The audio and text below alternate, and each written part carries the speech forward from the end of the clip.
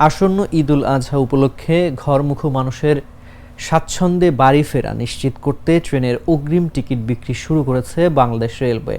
যারা আগামী ১৩ জুন ভ্রমণ করতে ইচ্ছুক তাদের সোমবার টিকিট ক্রয় করতে হবে। রেলওয়ের সিদ্ধান্ত অনুযায়ী যাত্রীদের অনলাইনে এই টিকিট ক্রয় করতে হবে। সোমবার সকাল ৮টায় ১৩ জুনের টিকিট বিক্রি শুরু হবে।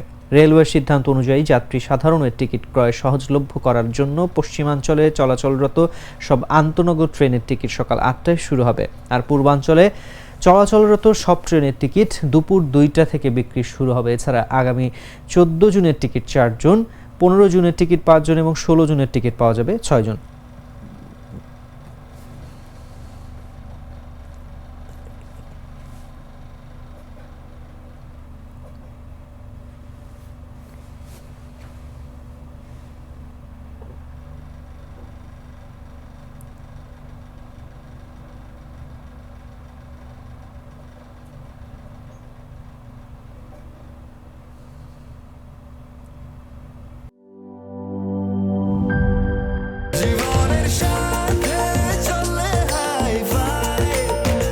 স্বাস্থ্যকর অল টাইম ফ্যামিলি কেক, সব সময় অল টাইম হেলদি লাইফ।